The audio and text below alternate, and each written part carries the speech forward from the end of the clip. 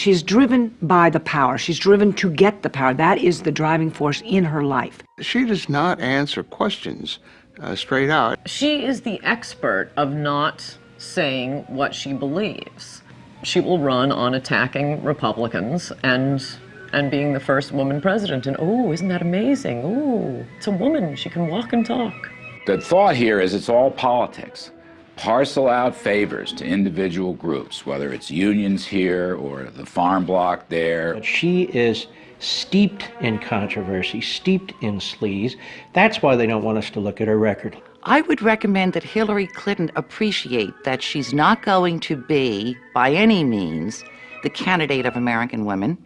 American women have diverse views on politics, just like men. At the core of almost every one of the investigations we did for 8 years, where there were problems, and I mean major problems with the Clinton administration, she was at the core of them. It's part of the Clinton method, which is say what you need to say at any given moment and rely on the lack of memory of the American public and the support of the mainstream media to support that lack of memory. Well, the 20-year plan really is that the Clintons share power. One would be president 8 years, and one would be president another 8 years over a span of 20 years, with a little Republican in between, perhaps. So in essence, what happened is that Bill and Hillary, in their mid-20s, before they ever took their marital vows, they took their political vow. You know, a lot of people ask me, do we have to go through all these old Clinton scandals again? Well, I have good news for you. You don't, because you can look at the new ones, because Hillary Clinton scandals are a gift that keeps on giving.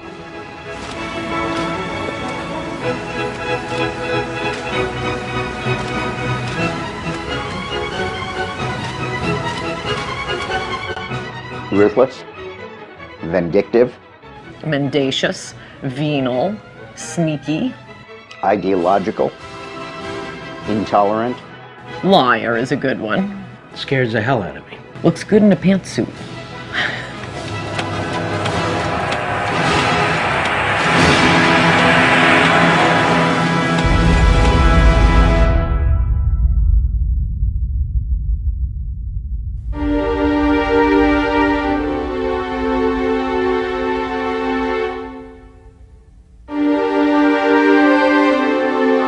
I announced today that I'm forming a presidential exploratory committee.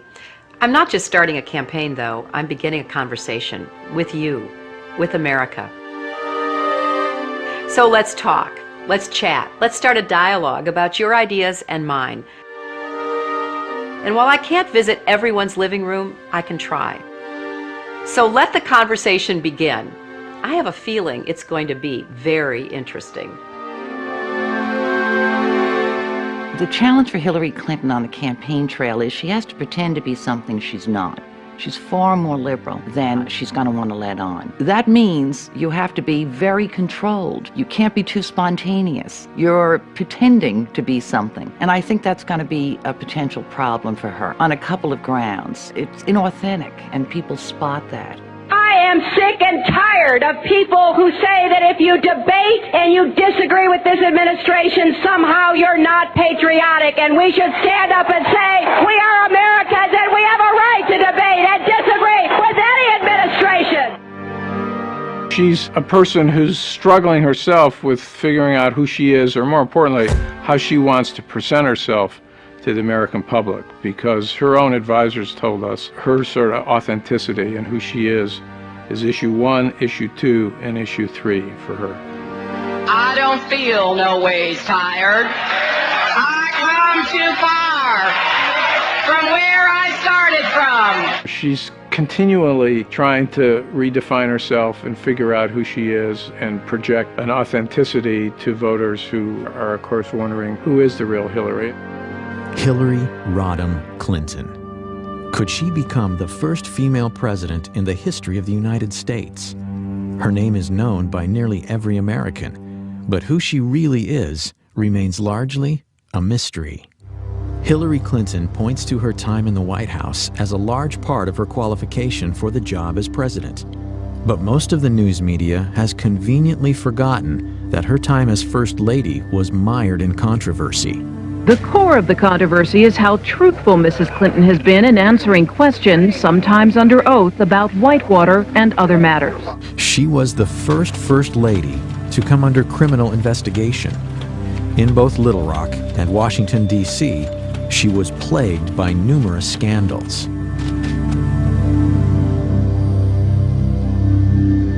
Senator Clinton has extraordinary ability to obfuscate, refuse to answer questions, avoid confrontations, and up until now has been given a pass on it. A story in the New York Times talking about why Senator Clinton voted this way, because I think some people were surprised by it.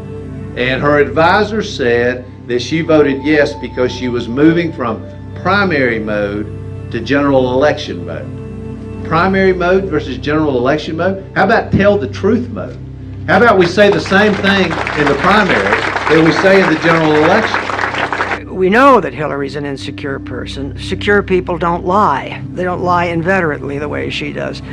What drives Hillary now is power. She very much is interested in gaining power. She considers herself to be a special person. She has a lot of arrogance, a spirit of superiority about her, and this is the driving force in her life, is to gain and acquire and maintain power. And her husband got to the top, and she saw it, she felt it, and she wants there herself. Over the past 16 years, Hillary Clinton has undoubtedly become one of the most divisive figures in America.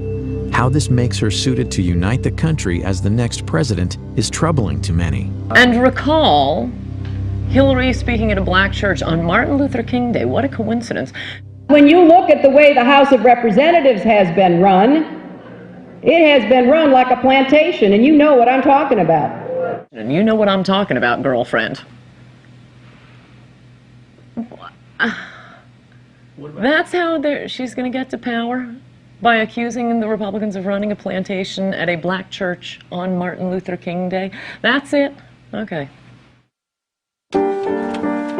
After announcing her bid for the presidency, fellow Democrats, including former Clinton confidant and Hollywood mogul David Geffen, publicly questioned Hillary's integrity and truthfulness. Such breaks within the Clinton inner circle beg the question, what is the truth about Hillary Rodham Clinton? It's a recklessness that's born of arrogance that goes back to her 1960s roots in their narcissism.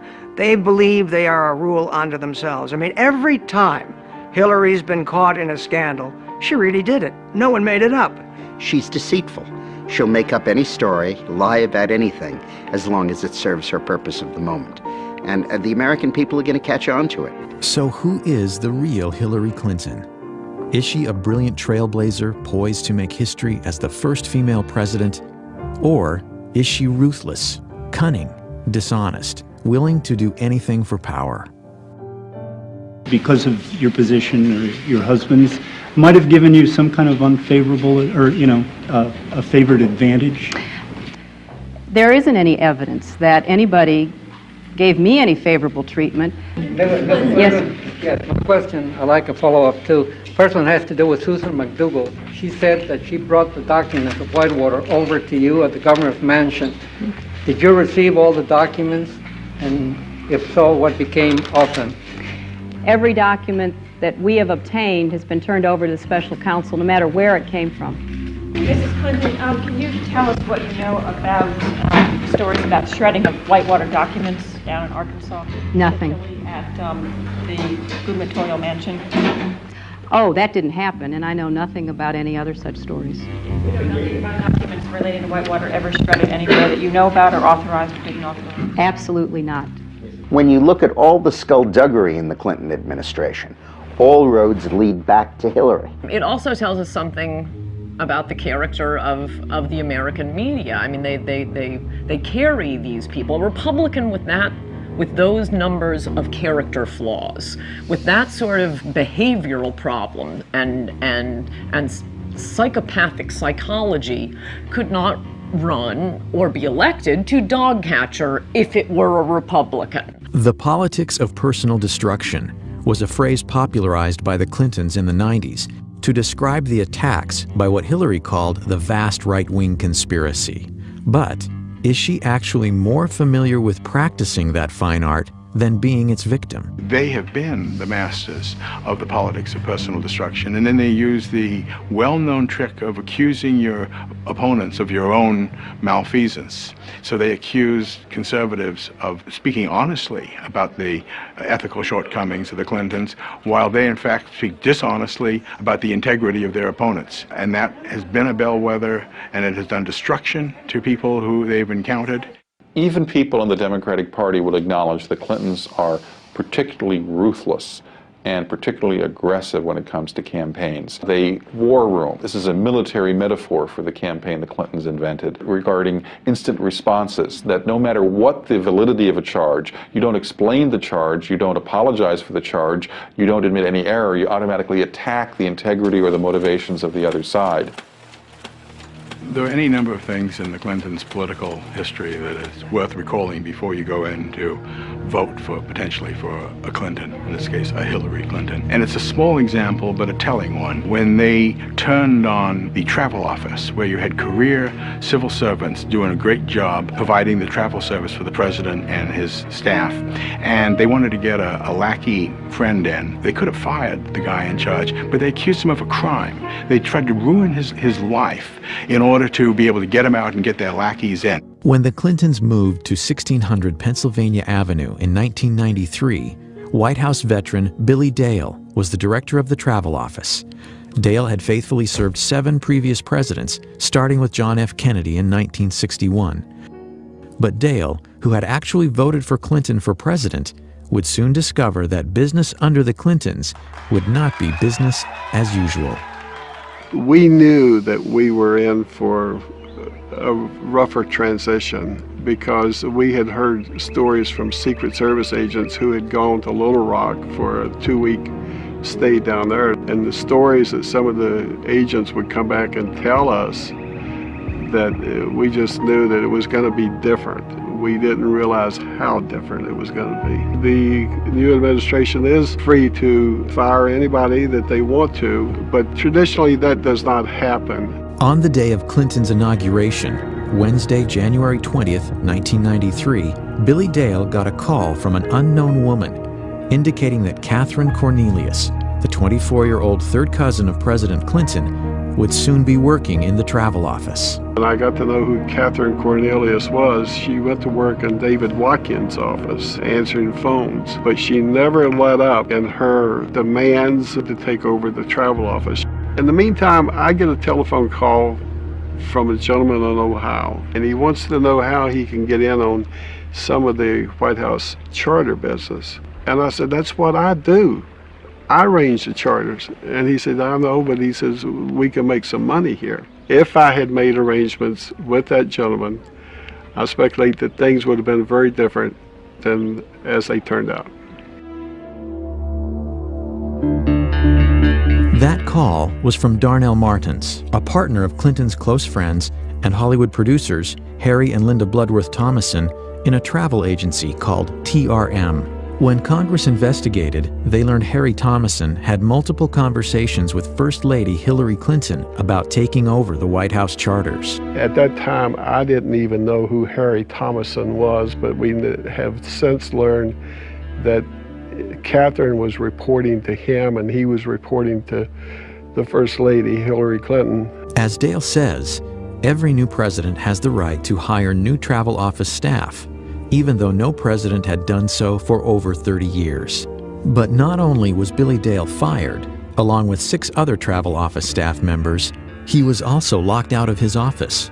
But that was only the beginning. And I got accused of embezzling $14,000 that I couldn't account for because the logs were missing. At the same time, D.D. Myers is in the press room briefing the White House press corps, telling them that we were being fired for criminal misconduct and the FBI was being called in to conduct a criminal investigation. I think that they wanted to make it look like they were doing it because there was corruption over there so nobody would criticize them, because the media liked Billy Dale and the people there.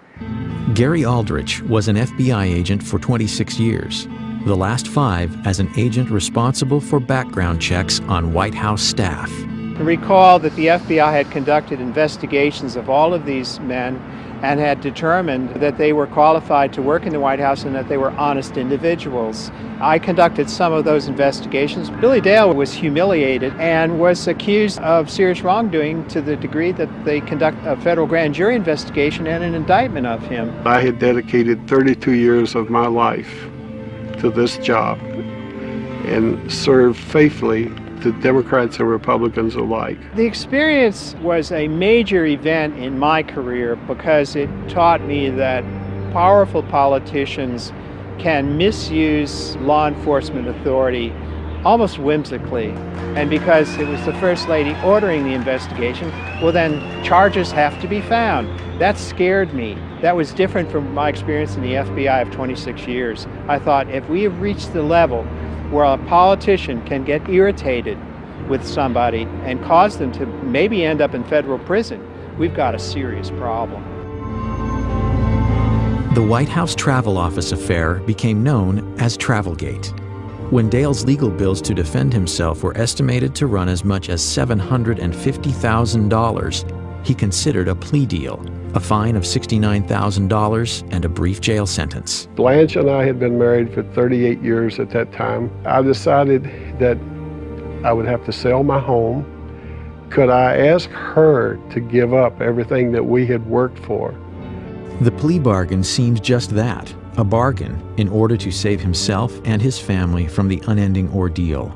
But when Dale was informed he would not be able to proclaim his innocence, he realized he couldn't bargain with the truth. In the meantime, during this year, I got a notice from the IRS that I was being audited. For the next 30 months, Dale was investigated. His son and daughter were also subpoenaed. I remember Vicki, our oldest daughter, telling her mother that if I was found guilty, and maybe we better start over. You were sent to jail for something you...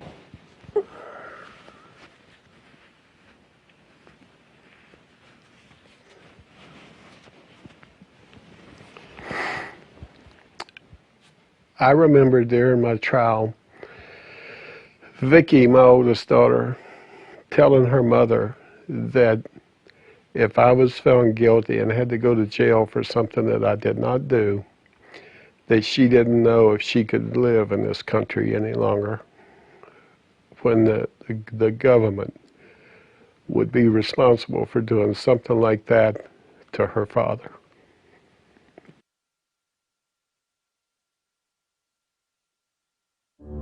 When the case went to trial in the fall of 1995, a procession of White House journalists volunteered to serve as character witnesses for Dale, including Brit Hume and Sam Donaldson. The press at the time, I think, ought to remind people that I testified at Billy Dale's trial as a character witness for him. The jury needed less than 2 hours to reach a verdict. And the jury came in and they found me not guilty on all counts. I laid my head down on the desk in front of me and cried. Ultimately, the Office of the Independent Counsel's final report on the Travel Office firings found that Mrs. Clinton's sworn testimony was factually inaccurate. Hillary Clinton was more powerful as a first lady than any first lady that had been in the White House that I knew of. That I have learned that she was involved with it more than Bill was. Bill just wiped his hands of it and just would let her handle it. That's an example of the cynicism and the ruthlessness of the Clintons. And at the time, I think a lot of people thought that Hillary had at least as much to do with that as Bill did. What she did to the travel office, I mean, in a way, that is the most illustrative scandal because it was such an Evita Peron act of maliciousness toward these ordinary people. This guy running the travel office all these years, I'm getting them out, getting my rich Hollywood friends in. It's not even the most illegal thing they did, but it is the most contemptible thing they did. Billy Dale wasn't the only victim of what some would allege to be Hillary Clinton's brutal and corrupt political machine. I would say the most important thing I would study is her conduct as First Lady, not as Senator. And her lack of sensitivity to civil liberties, of privacy, using the Internal Revenue Service, her hostility to opponents, her hardness, her meanness. The Clinton administration, almost from its first day, started using the IRS as a threat. I know a lot of tax lawyers, and they said the odds of someone like Paula Jones with her income being audited by the IRS is like being struck by lightning twice. Others would claim that using the IRS to harass political enemies was a Clinton White House specialty, one reminiscent of the strong arm of Richard Nixon. They're both very smart, very politically ruthless, very hardworking, great work habits. Some of them not complimentary, very cynical, willing to do things that are beyond the pale of proper conduct. Proper conduct would not include using private investigators to intimidate. Those allegations come from several women involved with Bill Clinton, including Jennifer Flowers, Elizabeth Ward Grayson, Paula Jones, and Kathleen Willey. The scare tactics, being followed, being audited by the IRS, their homes broken into. I mean, where does it end? Clinton supporter and campaign worker Kathleen Willey was a White House volunteer who alleges that President Clinton sexually assaulted her during a meeting in the private study off the Oval Office in November of 1993. I kept thinking to myself, what in the hell is he doing? That's what I kept thinking, and which sounds silly at the time, but I was getting embarrassed for him. If that's just, this is just not proper. You have to remember, this was at the time when there was a lot of speculation about his womanizing, and I was the loyal Democrat, and I would not allow myself to believe that that was true. I just thought it was all just rumor. Willey believes that Hillary Clinton was well aware of the tactics used by the Clinton White House to intimidate perceived enemies. Willey says 2 days before she was set to testify against President Clinton in the Paula Jones sexual harassment case, a stranger confronted her. We passed, and he stopped, and he said, "Hey, Kathleen, did you ever find your cat?" And then he said, rather ominously, yeah, that bullseye was a really nice cat. And that's what I thought, that something else was going on here. He stood back and he said, "You're just not getting the message, are you?" The Clinton attack machine immediately targeted Willey. However, there are corroborating witnesses. Jared Stern, a former Marine, later told congressional investigators he was hired to investigate Kathleen Willey during a clandestine nighttime meeting. It was late at night. He called me, asked me to meet him here in this parking garage. I met him, said he had something very important to discuss. I talked to him about it, discussed the tasking, and then I left to carry it out. Stern declines to discuss what he was hired to do, but Stern has admitted he was so uneasy about it that he called Willey, using an alias. I made a telephone call to Miss Willey. I left a message on her answering service indicating that I'd try again the next day. And he left a message for me saying, "Be careful, that there were people out to get me." Jared Stern is a first-hand witness to what the Clintons are doing, have done, and are doing to these women. The Clintons are a unit. They share a zeal for power and a willingness to engage in any and all threat-neutralizing strategies. Legality be damned. No one will ever say what happened to Kathleen Willey was an anomaly. That MO can be seen throughout the Clintons' political lives. It is consistent. Willey says her car was vandalized, her house broken into, and a cat's skull was left on her porch. Today, she still lives in fear. And I don't understand how any woman in this country could vote for a woman who does that to other people, who sets out to destroy and ruin these women who have crossed paths with Bill Clinton. They're power hungry. They stop at nothing. They stop at nothing. If you put me to work for you, I'll work to lift people up, not push them down. I finally parted company with Hillary Clinton when I saw how she was using private detectives to investigate the women who were linked to her husband. Not to change him, not to reform him, not to make him a better person, but to cow the women into silence so that he could get elected president. I do not want that woman controlling the IRS or the DEA or the NSA or the FBI or the CIA. Not in a democracy, I don't. I mean, think of what it says about Hillary Clinton, that she was willing to put up with his open philandering, with anything in a skirt who wanders before his eyesight, all for the power. At least with Bill Clinton, he was just, good time Charlie. Hillary's got an agenda, and she's willing to put up with that to be president of the United States. She's got a to-do list when she gets to the White House. Hillary Clinton's Machiavellian behavior, her tendency to manipulate, deceive, and destroy for personal gain, is nothing new. This woman, now a hero to feminists, gained much of her power during the Clinton presidency from her ability to deal with her husband's infidelities. Bill was always heavily involved in the policies of his administration, but he left chasing down his women and silencing them, pursuing the scandals and lying about them, escaping culpability for any of the things in their past, to Hillary. She was his Nixon. She was his evil equivalent. She was the one who made sure that nothing got to him, because she was so good at it. And she was.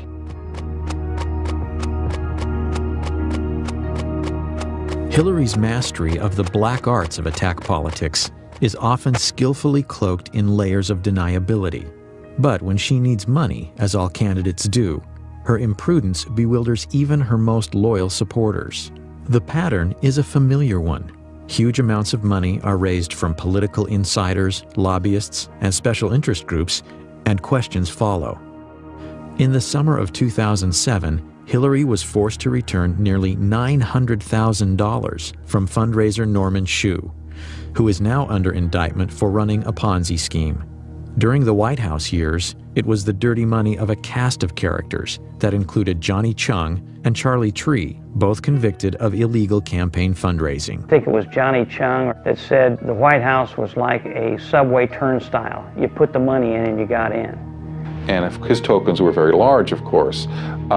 There's evidence that he collected money from a Chinese intelligence officer, and they were trying to influence our elections to gain access to decision-making powers in the United States so they would bend U.S. policy towards China.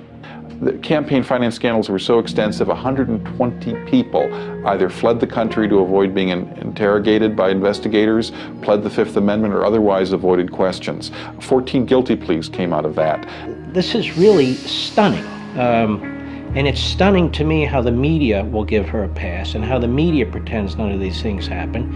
And they accept the Hillary operatives line, which is, well, that's old news. Everybody knows about it. Let's move on. Okay, we move on. Now they're laundering money through Chinese dishwashers in Chinatown in New York. I'm a little surprised somebody in the campaign didn't flag that down and say, dishwashers, maximum contribution, or $1,000. Let's look into that a little bit. The Los Angeles Times looked into it and found that they couldn't find something like a third of these Chinatown contributors, and that they found other people who said they had no idea that they had made contributions.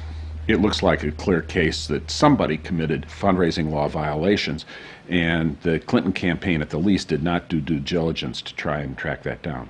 One case in particular highlights Hillary's hypocrisy and startling recklessness when it comes to raising illegal campaign contributions. Though most of the news media has ignored it, Hillary was directly involved in what has been called the biggest campaign finance fraud in the history of the United States. It is a story with all the elements of a bestseller: cash, cons, and Hollywood stars. And it was all caught on tape. Few businessmen have seen the career heights and depths of Peter F. Paul. I've been fortunate to spend time with some of the world's most celebrated figures of the 20th century. One of my idols was Salvador Dali. He had a big influence on the way that I directed my life. In the early 1980s, Paul, a Miami lawyer with a past criminal record, including convictions for cocaine possession and fraud, headed to Hollywood for a fresh start as a promoter and producer. After doing various projects in Hollywood, I decided after meeting a fellow who was a out-of-work model that there was an opportunity for me to prove that I could cultivate a media icon. Within 18 months, I had him on the cover of People magazine. Ultimately, it led to my first meeting with the Clintons, with Hillary Clinton, actually. In February of 2000, Peter Paul met with Hollywood charity fundraiser Aaron Tonkin. Tonkin was a celebrity-obsessed con man who in just a few years went from being homeless to one of the Clintons' top money contacts in Hollywood. Like more than a few Clinton associates from the past, Tonkin ended up in federal prison for unrelated fundraising scams. Aaron, it's Hillary Clinton. I just wanted to call and wish you well for this evening. It was a growing new relationship. I don't know where it ultimately would lead, but I suppose not in a good place because all the people that I met around them, that I dealt with in different events, have all gone to prison. And these are very close people, mainly to the president. Through Tonkin's connections to the Clintons came an interesting offer. In exchange for donations to Hillary's 2000 Senate campaign, Paul would gain access to Bill Clinton for business opportunities once Clinton left the White House. I had become a very close friend of the creator of Spider-Man, Stan Lee, and we had started a company together in late 1998. So I embarked on this effort to try to hire Bill Clinton when he left the White House as a rainmaker for the company Stan Lee Media. We had a luncheon at Espagos for 12 people who were influential in the community, and we also raised some money for Hillary. And at that point, I indicated that my plans were to hire Bill when he left the White House. She responded by saying that she would help if I became a major supporter of her campaign. In June of 2000, Paul agreed to finance what would be the largest and most lavish political fundraiser ever staged in Hollywood. It consisted of a concert, a dinner, and a reception. In my office on July 17th, I got a phone call from Hillary Clinton. Paul, who had a habit of videotaping many of his encounters with Hollywood or DC power players, says this tape is evidence of 2 criminal offenses committed by Senator Hillary Clinton. The tape seems to indicate Clinton's participation in the planning of the event, violating federal election statutes. I think that whatever it is you're doing, is it okay that I thank you? I think it's tremendous. No, you know what? We're having a good time trying to help out. Well, I'm very appreciative. It sounds fabulous. I got a full report from Kelly today when Hillary says she's not sure about what she can or cannot say, is she admitting that her input on the event could be illegal? I think that whatever it is you're doing, is it okay that I thank you? Hillary Clinton refers to Kelly. Kelly is Kelly Craighead, Hillary's senior staff assistant at the White House. Hillary's confirmation that she had been fully briefed on my progress and that she would be involved on a personal basis whenever needed, committing a violation of the federal election law. I know I talked with Cher, and she was just great. Just said, she really was excited,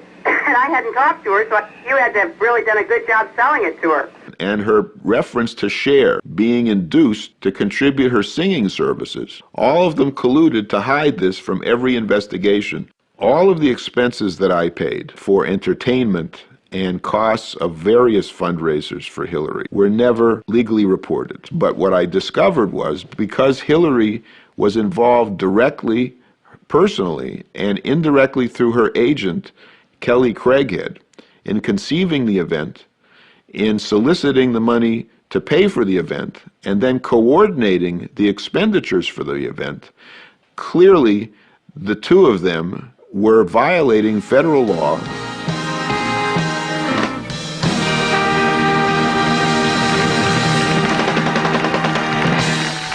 Ladies and gentlemen, the chairman of Stan Lee Media, Stan Lee. I just want to welcome you all to the Hollywood salute to President William Jefferson Clinton. It was the biggest event ever produced in Hollywood for a president. Muhammad Ali, John Travolta, Brad Pitt, Shirley MacLaine, the Steenburgen, Gregory Peck, Cher, Diana Ross, Patti LaBelle, Toni Braxton, Melissa Etheridge, Sugar Ray, Michael Bolton, Paul Anka. We had over 100 stars. The entire leadership of the Democratic Party was there, and it was a magical evening. But just 2 days later, the magic was gone. The Monday after the event, I got a phone call from Ed Rendell telling me that the Washington Post was asking questions. The position that Hillary Clinton would take was that she hardly knew me and that I didn't give any money, and that if I was smart in order to maintain my deal, that I would go along with that. The Washington Post bombshell questioned Hillary's decision to associate with Paul, given his criminal past. The Clinton camp implied they weren't aware of it. I had been vetted 6 times, my house had been prepared for a presidential sleepover, and the president allowed me to put my name on 25,000 invitations. It's impossible to think that they didn't know that I had federal convictions, which anybody that uses the internet can find within 4 clicks. Peter Paul was basically paying for the entire event, and he was held at arm's length. He wasn't invited to the White House, and they did not really want to interact with him. And it never really dawned on me, because I really didn't understand those part of politics and how it works, that they do a vetting process. Amazingly, the Clintons continued to solicit money from Paul, even after publicly distancing themselves from their newfound friend. On August 24th, a fax was sent to my office on Hillary's letterhead, the Hillary Clinton for Senate letterhead, by her finance director, David Rosen, asking me to transfer $100,000 in stock. And here you have a smoking gun document, which is on her letterhead, faxed to my controller with the wiring instructions to send $100,000 worth of stock. That's illegal. When I became Hillary's biggest donor, no one made any reference to concerns about my credibility, my truthfulness, or my ability to honestly do business. You know, Hillary has no problems with me as long as I'm writing checks. From there, the Paul case takes twists and turns no screenwriter could imagine. Stan Lee Media collapses. Paul is indicted on 2 felonies in connection with trading of Stan Lee Media stock. He's arrested in Brazil by Interpol and languishes 2.5 years in a Brazilian hellhole of a prison awaiting extradition. She's never called me a liar, and she's never said that my allegations are false. What she has sworn to is that she can't remember some conversations that we had in detail. I'm not asking anybody to like me or to trust me or even to believe me. I'm asking people to look at the record that is undisputed and to come to their own conclusions regarding the suitability of Hillary Clinton to acquire the highest office in this country. June 9, 2000, did you discuss with Hillary Clinton supporting her campaign in exchange for President Clinton helping you in your business concerns? Yes. Did Hillary Clinton pledge President Clinton's support for your business interests? Yes. August 13, 2000, at Barbara Streisand's home, did you talk with Hillary Clinton about supporting her campaign provided President Clinton help you with your business interests? Yes. I've been analyzing polygraphs since 1995. I attended the Department of Defense Polygraph Institute. I would say Mr. Paul has been truthful in his answering the questions concerning the issues administered in the polygraph. It was the most lavish affair of all. But her campaign said that it cost $400,000, not $1.1 million, so that they could use the other $700,000 for the campaign and use it to buy advertisements. Now the question is, did Hillary know it was a mistake? Of course she did. Number one, she was there and she knew it couldn't have only cost $400,000. Number two, she frequently urged Peter Paul to hold down the expenditures for it. Number three, after the forms were filed with the FEC, Peter Paul told her they were inaccurate, and Hillary continued to file inaccurate forms. And finally, the FEC investigated it and concluded it did cost $1.1 million. I want to thank Stan Lee and Peter Paul and Aaron Tonkin for their extraordinary hard work and leadership on this. The Clinton campaign ultimately paid $35,000 in fines for having underreported the cost of the gala. Aaron Tonkin says both Senator Clinton and her finance director, David Rosen, knew of his illegal financing schemes, including how he reimbursed celebrities who donated to Hillary's Senate campaign. They wrote a check where I told them to write it, the Senate 2000 from the invitation they received, and then I reimbursed them either 1 or 2,000, depending if 1 or 2 people came. I told her National Finance Director, David Rosen, and he just said, don't tell me anything like that. And I told the FBI. Is it possible that the senator from New York and former First Lady, the most experienced of all the candidates, was completely unaware of her finance director's dealings? Peter Paul awaits sentencing for securities fraud. He vows to spend the rest of his life trying to expose what he characterizes as Hillary's chronic pattern of corruption. Well, I think that, like William Safire said in the New York Times, Hillary's a congenital liar. Even David Geffen, who was a supporter of hers, commented on her facility with lying. So if she can do this as publicly and in such a gross and unvarnished way, then imagine if she got additional power in the White House and what she would do with that. I can't think of any other politician in history who has shown such a disrespect and a contempt for the Constitution and the rule of law as Hillary. And I represented Richard Nixon's best friend, and I knew Richard Nixon. And I'll tell you something, she's no Richard Nixon, she's worse. One of her great claims throughout the 90s and in her present career as senator is that she'll say, oh, this is all old news. Well, it's old news because the Clintons are repeat offenders. They've been doing these things going right back to the 1980s.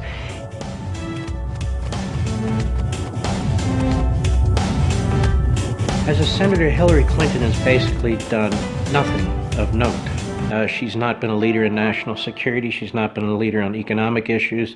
She's not been a leader on anything. Is Hillary really the most qualified to hit the ground running if elected president? After all, she was First Lady for 8 years and now a senator from New York. Referring to her opponents, she said, quote, "There is one job we can't afford on-the-job training for. That is the job of our next president." First lady ever to be the first woman from the state of New York, Hillary Rodham Clinton. Hillary says we should elect her president because of her tremendous accomplishments in the United States Senate. Well, she's passed roughly 20 bills. Let me tell you what some of them were.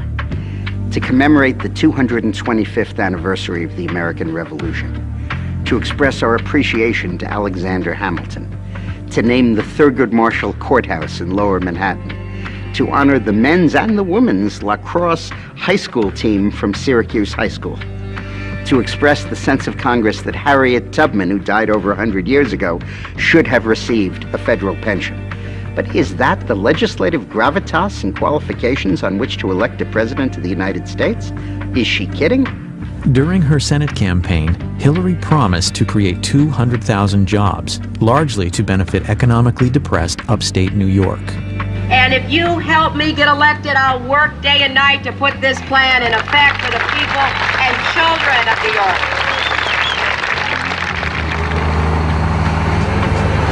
I'm Marshall Brown. I'm the owner-operator of GMB Farm. I grew up here with my father, but we sold out in 1985, and I started back up in 1987. I milked cows every day of my life for 20 years.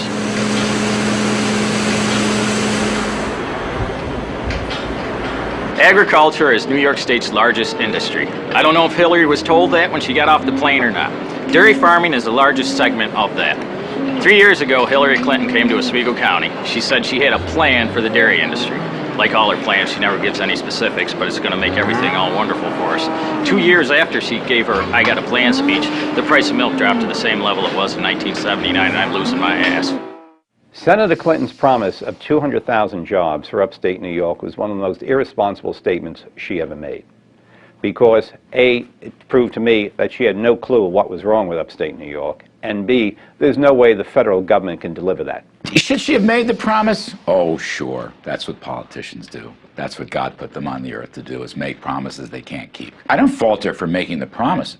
I fault her for making bad votes in the Senate against the very tax cuts that would have helped the state of New York. No, the Bush tax cuts were the only hope upstate New York had of competing, and if New York State wasn't so burdened by heavy taxes, heavy unionism, heavy regulatory red tape, upstate New York could be doing dramatically better. Because I do have a plan. I have an economic plan for upstate New York to try to make sure that we keep our young people here, that they can have jobs in this area, they can stay and raise their children.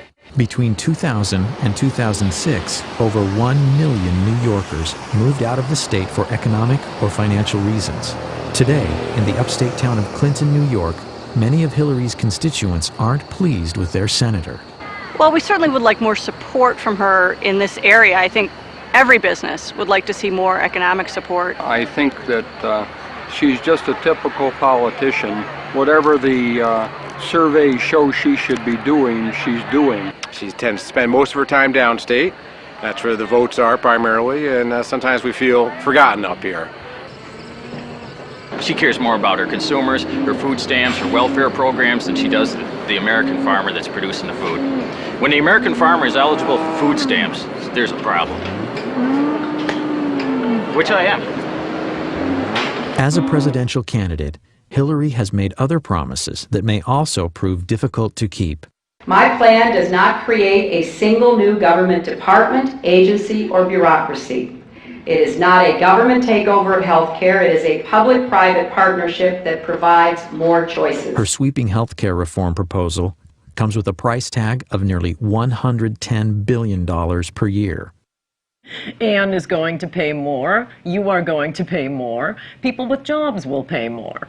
That's why she's so popular with women with needs, but not so popular with women with jobs. Hillary's first effort to socialize health care came in 1993 during her husband's first term. Widely perceived as a disaster, many say it provoked the Republican Revolution. I mean, certainly you have to ask whether or not she's learned a lot from that experience. It was a failure. She knows it was a failure. It was a very embarrassing failure for her.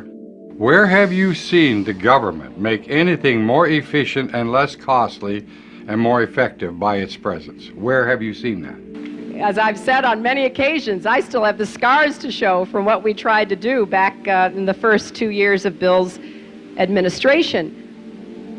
The effort to kill Hillary Care was really good common American sense. Americans know a bad fish when they smell one. Everything Hillary wants for America is what Canada does for all of its people, any one of whom that has $5 extra in their pocket comes across the border to the United States for health care services. I think it's worth remembering, after her health care fiasco, the Clinton team put it aside. They gave her ceremonial duties thereafter. She was more like a Pat Nixon than she was like an Eleanor Roosevelt from mid-94 onward, because Bill Clinton's professionals recognized she'd made a hash of the one big policy she'd been given. She was essentially out of the White House in 95, 96, and I know because I was there most of that time. She was visiting China, she went to 70 foreign countries, she wrote a best-selling book, did book signings. Then when the Lewinsky scandal broke, she came back to Washington, and in 98 and 99 led the effort to keep her husband in office, and in 99 and 2000 spent her time running for the Senate in New York. Many Americans believe our healthcare system needs improvement. But what is Hillary's solution? Hillary is really the closest thing we have in America to a European socialist. She really believes that government should vastly expand its efforts in the areas of healthcare and education, and she wants to increase taxes to do it, from 33% as it is now, up into the mid-40s and high 40s as it is in France and Germany.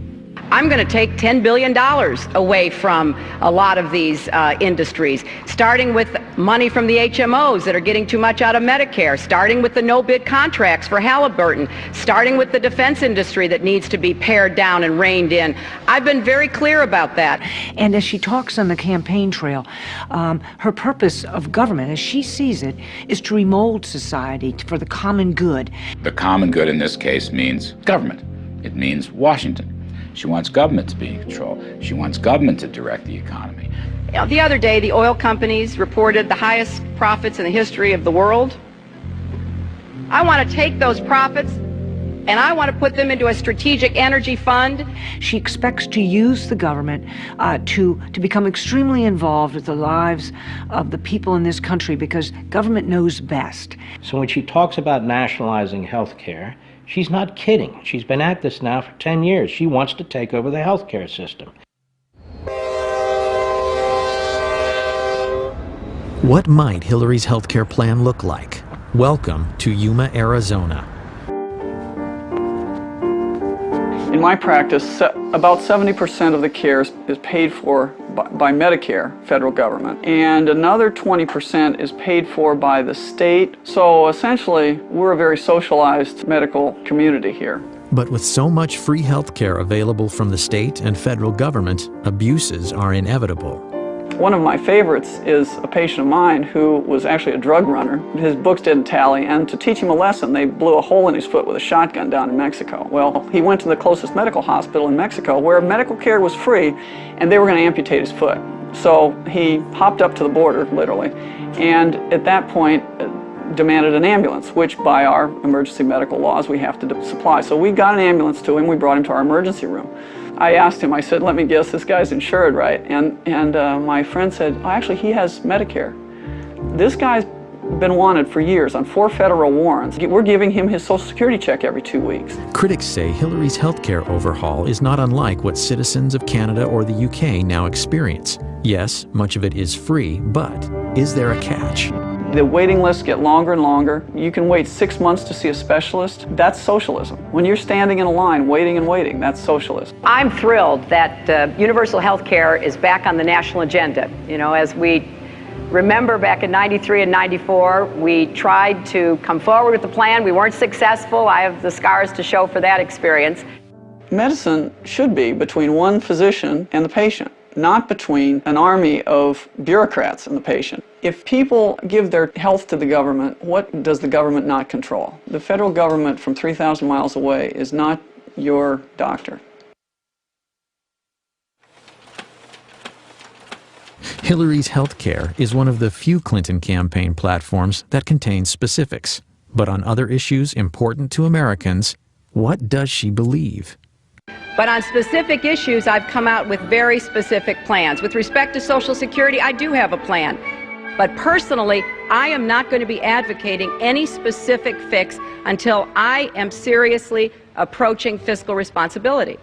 Do you, the New York Senator Hillary Clinton, support the New York governor's plan to give illegal immigrants a driver's license? I did not say that it should be done, but I certainly recognize why Governor Spitzer is trying to do it.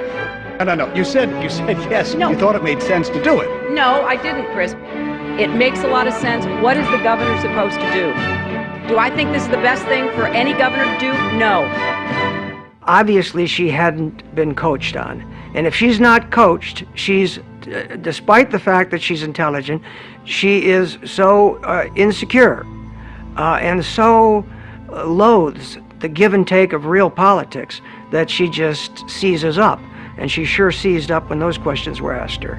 You know, finally, for the first time, everyone talks about, well, Hillary talks about how, oh, they were so mean to her, they were so mean to her. All that happened in that debate was that, I think it was Tim Russert in that debate, engaged in the old journalistic practice of the follow-up question. That's all it took, and, you know, all hell breaks loose because Hillary's asked to actually tell us what your position is. You know, it raises the question, can you withstand the criticism in the way that any president has to?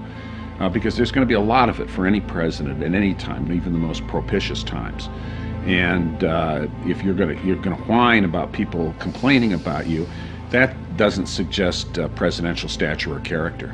I can support the president. I can support an action against Saddam Hussein because I think it's in the long-term interests of our national security. If I had been president in 2003, I never would have started this war. And if it is still going on when I am president in 2009, I will end it. I was one who supported giving President Bush the authority, if necessary, to use force against Saddam Hussein. I believe that that was the right vote. If I had been president in October of 2002, I would have never asked for authority to divert our attention from Afghanistan to Iraq, and I certainly would never have started this war. So it is with conviction that I support this resolution as being in the best interests of our nation, and it is a vote that says clearly to Saddam Hussein, this is your last chance.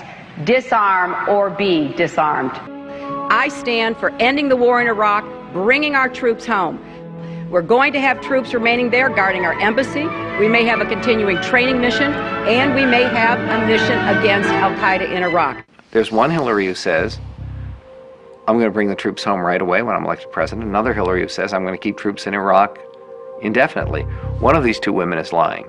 I think she did that as long as she thought that it was still politically advantageous to support the war effort. Once 2006 kicked in and the war became quite unpopular, at least for a while, then she started moving to the anti-war position, reversing her positions which she held only months before. Not because her heart was full of pacifistic leftist tendencies, because she thought it was the politically expedient way to go.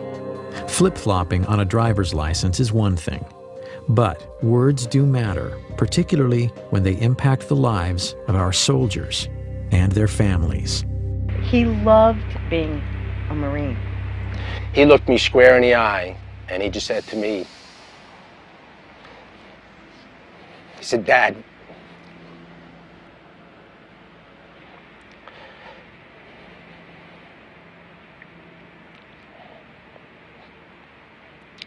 he said, Dad, what could be better, what could be more honorable than to serve your country? It was at that point where he became my hero. In January of 2007, Senator Clinton visited Iraq. While there, she did an interview with ABC News, stating, I don't know that the American people or the Congress at this point believe this mission can work. And in the absence of a commitment that is backed up by actions from the Iraqi government, why should we believe it? Because I was in Baghdad at that time, and we talked about that. I'm thinking, what the heck goes through the minds of our military that are out on those front lines, the Ramadi, the Fallujahs, out walking the streets of Baghdad, Hadifas, and throughout Iraq, putting their life on the line every single day, and hearing something like that. It's just so demoralizing. Robert Buzz Patterson served as the president's senior military aide in the Clinton White House. Distinguished service in the Air Force, including combat missions, and his regular interaction with the First Lady gave him unique insight about the potential future commander-in-chief. They see that when Mrs. Clinton says something stupid about the war, or Harry Reid says the war is lost, or Dick Durbin calls them war criminals, that is played immediately on Al Jazeera and Al Arabiya overseas. That does nothing to support the troops. All it does is embolden the enemy to believe if they can hang out a little bit longer, they win. It's very hard to believe her because you don't know what the next day she's going to say, and you know it's terrible. Everybody from a four-star general to a private understands what it means to be a leader, what it means to have moral backbone and discipline and integrity. And the military saw none of that during the 1990s and does not see that any of those attributes in Mrs. Clinton today. If we do pull out and we do not complete this mission, my son's sacrifice would have been in vain, along with the other fallen heroes. If a legislator does not like the war and decides enough already with this war, then cut off the money. They're entitled to do that. But above all, it's not up to a legislator to try to outguess military strategists. That's not their job. So you say again, okay, well, she's flipping, she's flopping. No, she's not flipping and flopping. She is lying. She will not take responsibility for calling and asking our good, brave soldiers to put their life on the line. She will not take responsibility. Every Democratic candidate, they all want to just get out of Iraq, just whatever it takes. When the fact of the matter is that you can't have good security in Iraq until you've dealt with, at a minimum, Syria and Iran, because they're the ones who are arming, training, and running a lot of these terrorists. The war on terror isn't the only issue where Hillary is trying to have it both ways. When it's politically expedient, Hillary campaigns on her husband's presidency. But when the polls say otherwise, she abandons their record. What she can't be is selective in terms of, cherry picking and making determinations that she's now suddenly the face of foreign policy, that she, shaped economic policy, except for the stuff that didn't work out, in which case that was somebody else's problem or somebody else's fault. Ladies and gentlemen, you have just heard a stunning illustration of my real campaign slogan. Buy one, get one free. This is as much about Bill Clinton as it is Hillary Clinton. I mean, for purposes of this election, it's one and the same. Buzz Patterson carried the nuclear football for President Clinton. While serving in the Clinton White House, he learned firsthand about the former First Lady's qualifications. When she was moving them around the White House hallways and corridors, the edict was for us to avoid eye contact with her so as to preclude her from making exchanges like good morning, good afternoon, and therefore those of us that worked in and around herself and her husband would oftentimes dive into open office ways or doorways to avoid her stare. Well, I saw her vent on her husband many, many times. In one particular situation, we were at a fundraiser. As we entered the elevator to go to the top floor of this hotel, Mrs. Clinton lit into her husband with every profane four-letter word you've ever heard in your life, and as a military guy, I've heard them all. The anger really took me by surprise, how vicious it was and how profane it was, and then of course, we got to the top floor of the elevator, of the hotel, and the elevator opened. They were holding hands and smiling and waving like they could turn it on and off in a heartbeat. Both Clintons are well aware the war on terror could be the key issue in Hillary's run for the presidency. Both have been quick to fault the Bush administration for failing to prevent the 9/11 attacks, while absolving the Clinton White House of any missed opportunities. There were many times, 8 to 10 that I'm aware of, in the 1990s, that we had a chance as a country to capture bin Laden or to kill him, 8 to 10. And every time we had a viable opportunity, Clinton chose not to pull the trigger. And I'm certain that if my husband and his national security team had been shown a classified report entitled Bin Laden Determined to Attack Inside the United States, he would have taken it more seriously than history suggests it was taken by our current president and his national security team. Patterson says that's laughable. He says President Clinton was briefed by multiple U.S. intelligence agencies of al-Qaeda plans to attack the United States. We knew about the potential. Nick specifically pointed to the possibility of using hijacked airliners into the Pentagon, CIA headquarters, and it also talked about New York City. Cyrus Nowrasteh is the award-winning writer-producer of the ABC miniseries The Path to 9/11. Though his movie takes aim at both the Clinton and Bush administrations in the days and years prior to 9/11, Nowrasteh says he and his film were targeted by the Clinton machine.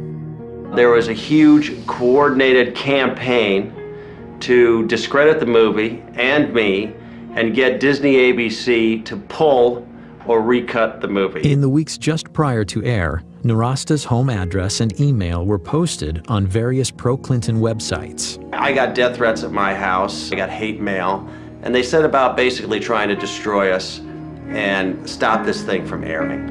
Intimidation included 5 senators led by Harry Reid sending a letter to Disney ABC threatening to revoke their station licenses if they didn't pull or recut the movie. You gotta understand, these phone calls, the threats on the internet, these bloggers, all of these people out there, none of them had seen the movie. This was all political spin, and it was generated by ex-President Clinton from his offices in Harlem, where he met with all of these bloggers to specifically discuss countermeasures against the ABC broadcast, The Path to 9/11, and how they could get it pulled from the air. Disney ended up cutting about 3 minutes from the over 5 hours of the broadcast. So I'm going to show that to you now. They have the compound surrounded, they know where bin Laden is, Mr. Berger, is this something and what they need to do is coordinate with Washington. So they're on satellite phone communication with Sandy Berger, Richard Clark, George Tenet et al. From Washington to basically get the final green light to go ahead with this operation. Our people are in place. Now, it's been confirmed that Osama bin Laden is in the building on the site. You are the National Security Advisor. Can't you give the order? Look, George, if you feel confident, you can present your recommendation to the president yourself. So if it all goes bad, it comes down on my head, like Janet Reno in Waco. The buck stops down the hall.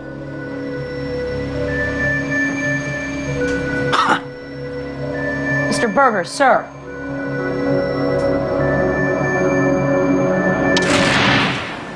Unbelievable. Did they abort us? Yes. It's shocking that ABC would bow down to Bill Clinton on the path to 9/11. It's shocking that Bill Clinton would ask.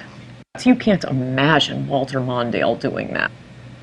I don't even think you could imagine Jimmy Carter doing that. President Clinton has said he never got that close to getting Osama bin Laden. But national security experts have said on the record that the path to 9/11 was accurate.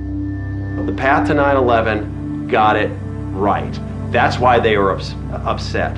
We exposed the hot button truth that they've been trying to bury for years. The $40 million project was a ratings smash with nearly 28 million viewers. It later received 7 Emmy nominations. But if you want to catch The Path to 9/11 on DVD, you can't. ABC Disney won't release it.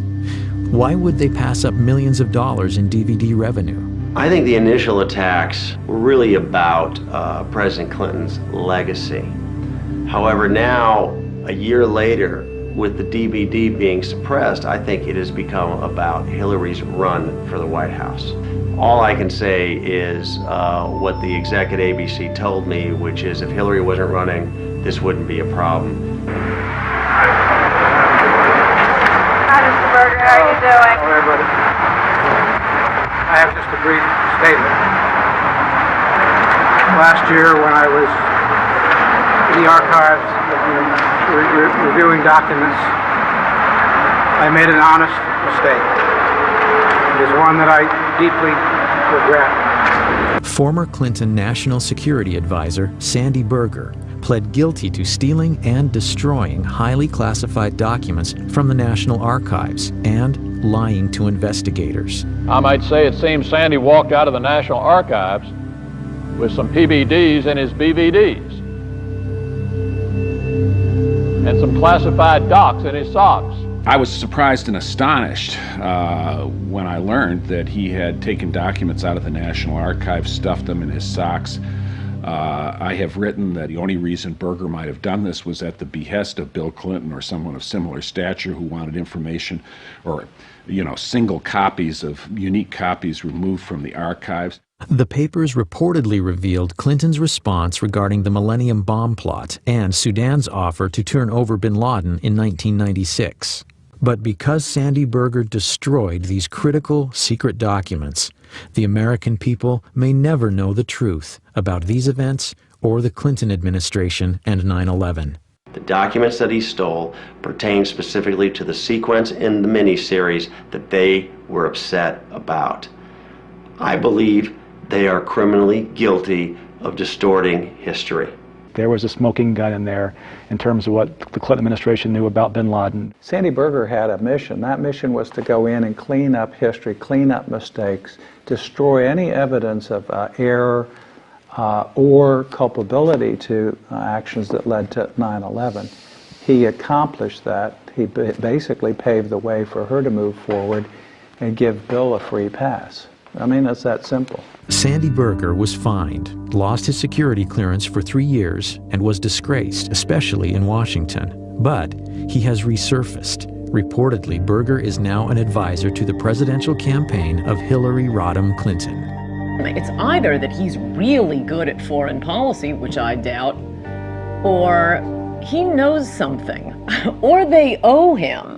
And I think that's what it is. Do I think he should be advising Hillary Clinton? I think he's a perfect candidate to advise Hillary Clinton. He's sleazy, he broke the law, he will do her bidding. He should be her chief of staff, as a matter of fact. Hillary is tough on terror as long as it's popular. But once again, the real Hillary Clinton remains a mystery. We went through all the speeches that were posted on her website, some 200 of them, and there's no speech that's about counterterrorism or talks about the threat to the homeland. Whatever Mrs. Clinton took away from the 9/11 experience is now slipping away. Or perhaps she never meant it in the first place. But as far as I know, Senator Clinton simply has not wanted to discuss with clarity and certainly with the kind of authority you would expect from a now senior member of the Senate Armed Services Committee, that we are at war with a totalitarian ideology. I'd like to see a president in either party who is going to be honest about the nature of the danger and willing to stand up and say this is what needs to be done, even if it's not popular at the moment. She doesn't seem to have any instinct to be able to do that, whatever her high intelligence might be. Who is the real Hillary Clinton? Clinton scholars and writers hoping for an answer were shocked to learn that, despite Freedom of Information Act stipulations, after 3 years, the Clinton Library has only released 0.5% of its records. This is the mentality of a tyranny, and yet the media treats this as if it's no big deal. It is a very, very big deal. We paid for those documents at that library. Much of our money goes into that library. It's a federally run operation. The Clinton Library is known locally as Little Rock's Fort Knox. Nearly 2 million pages of records covering Hillary's years in the White House are locked away, clouding her role in policymaking. Over 300 Freedom of Information Act requests are pending. Well, that's not my decision to make, and I don't believe that any president or first lady ever has, but certainly we'll move as quickly as our circumstances and the processes of the National Archives permits. This idea they're claiming now that we're trying to release them, we're trying to as fast as we can, but the library just won't let us release them. You want the papers released, order the papers released. They're your papers. A tendency of this administration, from the top all the way to the bottom, is to withhold information, to resist legitimate requests for information, to refuse to be forthcoming about information that is of significance and relevant to the job that all of you do and the interests of the American people. I think the American people have a right to as much of the public record as possible about Hillary Clinton. Those records should be released before the 2008 election so we can learn a lot more about exactly how much influence she had in the White House, what her positions were in the White House, and how she acted in the White House. Character is defined as what we do when we think no one is looking. By that standard, many critics say the Clintons are sorely lacking. On January 20th, 2001, President Clinton issued 140 pardons on his last day in office. Those pardoned or receiving commuted sentences included cocaine trafficker Carlos Vignali and the biggest tax fugitive in U.S. history, Mark Rich. As much as those pardons reveal about Bill, an earlier pardon may have revealed even more about Hillary's character and her willingness to do anything to get elected. I remember the first Met game my dad took me to, and we were sitting at the very top of Shea Stadium. It was probably 1971. It was just a beautiful day out with my dad. You know, he loved the Mets, he loved his sports. That's one thing that I'll never forget, is sort of being in the car with him and being at the game with him, just enjoying his presence. It was an idyllic childhood, to be honest with you. I couldn't have asked for a better childhood up until I was 9. My dad was a very decent, honest family man. As a matter of fact, on that day, January 24th, he was looking forward to coming home that Friday, celebrating my brother's 11th and my 9th birthdays. It was going to be a big family event for us.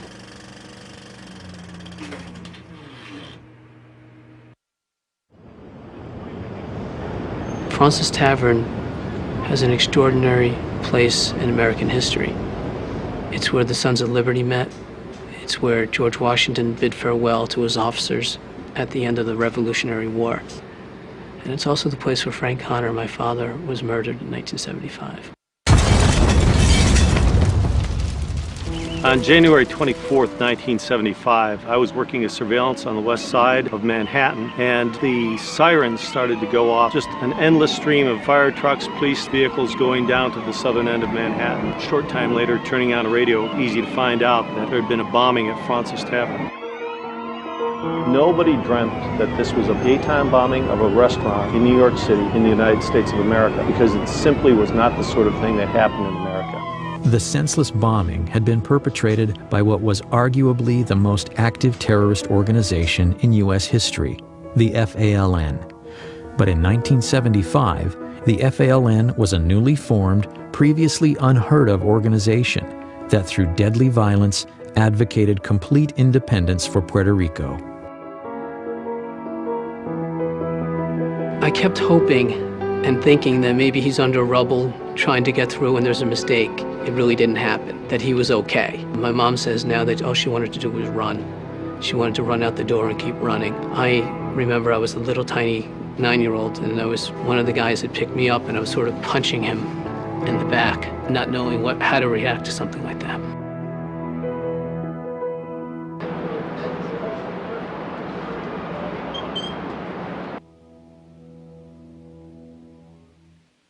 Joe, this is the Bissell dining room at Fraunces Tavern, and this is the room that suffered most of the damage in the bombing on January 24th, 1975. The bomb was placed actually just on the opposite side of these doors. Waiters and some of the other witnesses remember seeing somebody come through this door carrying a large duffel bag. He looked around the room. One of the waiters was about to approach him and tell him that he had to leave when he stepped back out. Apparently left the bomb outside. This was a typical FALN device. It was a quantity of dynamite, included propane tanks, which was one of their trademarks in building their bombs in the early days, and a simple timer, a wristwatch altered to serve as a timer to set off the device. So he knew when he placed it that essentially the people that he had seen were going to feel the impact of it. Absolutely. He knew that he was committing mass murder, no question about it. Where would my dad have been sitting in relation to this table? I believe your dad was sitting at the end of the table here, Joe, and would have been one of the first people hit by the blast of the bomb.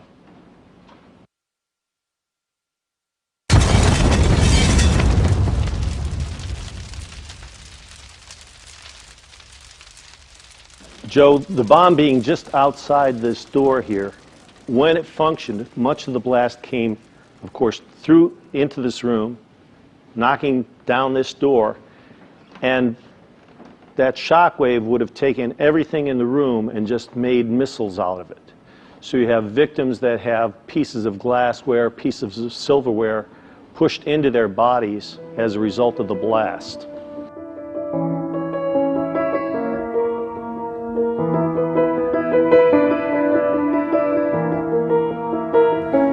Do we know why they chose the time, the place, the day? The communique that they left said that they were trying to kill capitalist, imperialist pigs in Fraunces Tavern, and specifically cites Fraunces as being the target. 4 died, and more than 50 were injured. It was a typical FALN operation, one of over 130 bombings between 1974 and 1983.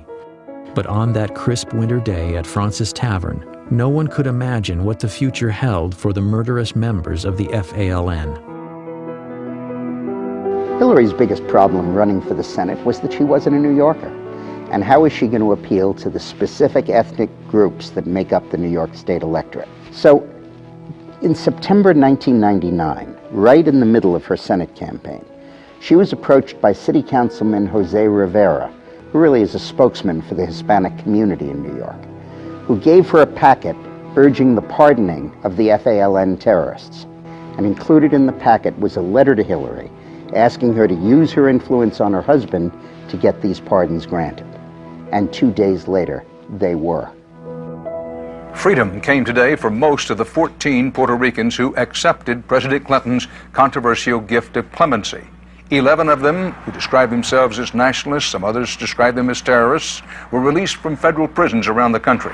It made no sense. Not one of the incarcerated FALN terrorists had requested clemency or had expressed any remorse. In fact, Prior to that action, the Clinton administration had granted clemency in just 3 cases out of over 3,000 applications, according to the Office of the Pardon Attorney at the Justice Department. It was putting a political agenda of the Clintons above my father's life. Sandy Berger appeared on television a day or two after the pardons were granted, or after the clemency was granted, and stated that these people were not personally involved in violence. That's simply not the fact. In this case, these people were convicted of planting 36 bombs in Chicago. If that's nonviolence, then Mr. Berger's dictionary is a little bit different than mine is. The Department of Justice received a memo from the FBI saying that under no circumstances should these people be released. The President of the United States, who had access to all this information, ignored the facts of the matter. You have to ask yourself, who benefited from this besides the terrorists themselves? It's my view that have concluded the only other person that could have benefited from this was Hillary Clinton. The Senate, on a 95-2 vote, later denounced President Clinton's FALN clemency. Candidate Clinton claims she is the most experienced. Her husband claimed she was intimately involved in his administration, and yet Hillary said publicly she had, quote, no involvement in or prior knowledge of the decision. Obviously she knew about it. Obviously she asked Bill to do the pardons. And obviously when she says she knows nothing about it, she's not telling the truth.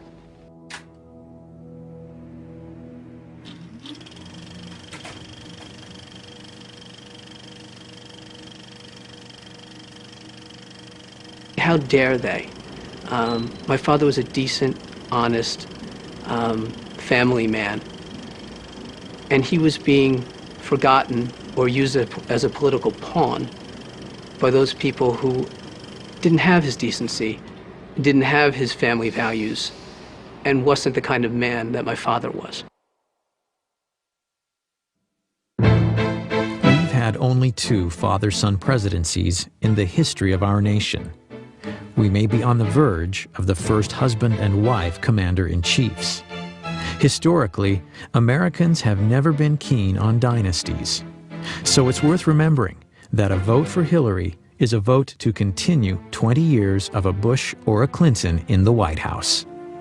American people deserve to know that their presidency is not for sale, the Lincoln bedroom is not for rent, and lobbyist money can no longer influence policy in the House or the Senate. The problem with nostalgia is what we tend to do is you only remember what you like, and you forget the parts that you didn't like.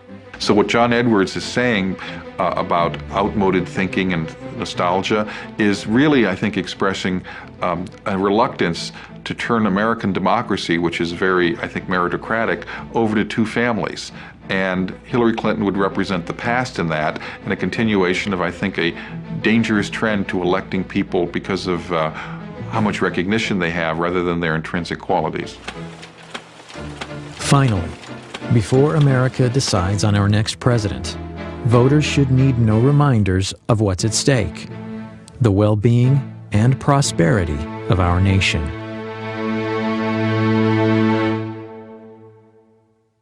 We uncovered a radio show that Eleanor Roosevelt, her heroine, did in 1934. Eleanor Roosevelt was asked during the show, when will a woman become president? Her answer, when a majority of the American people have trust and confidence in the integrity of her. And that's the challenge that Hillary faces. It's been said, and I agree with it, that this is the most personal political choice that Americans make. We're very interested in their personality traits, their person that they could trust, that they would like. That's where I think Hillary Clinton as a candidate has great defects. She's not accountable. She'll never be accountable personally for anything that she does. And her personality is such that she believes that the end justifies the means, no matter what those means are. If she weren't married to Bill Clinton, what is there that she has accomplished in her life that would lead you to believe that she should become the most powerful person in the country?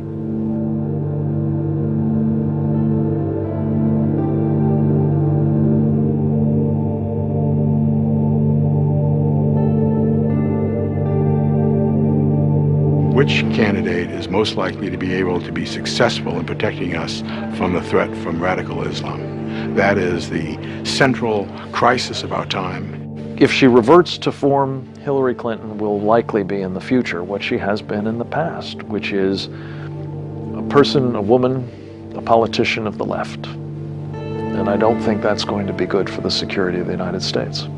She can't favor English as the official language of government, has said she can't favor it. 85% of the American people favor English as the official language of government.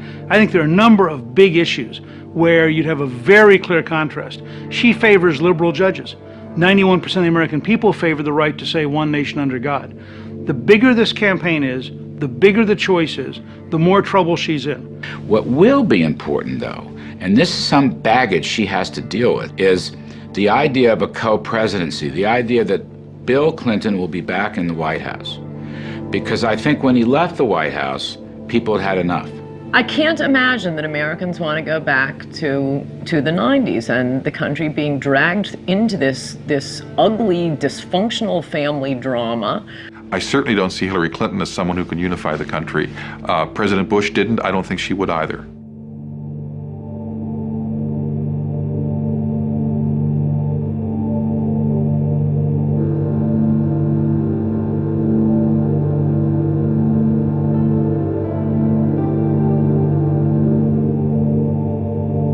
I think that we're at a very critical time in this country that requires leadership. And I can tell you, beyond a shadow of a doubt, that Hillary Clinton I know is not equipped, not qualified to be our commander-in-chief. This vote comes down to one thing: liberty. Do you believe in liberty or don't you? Economic liberty, free speech, protecting our borders, protecting our country from terrorism. The issue is liberty.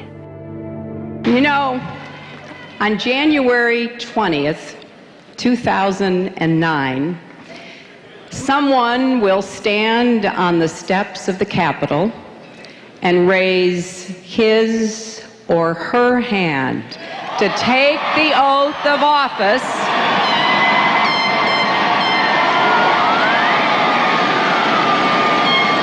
as the 44th President of the United States of America.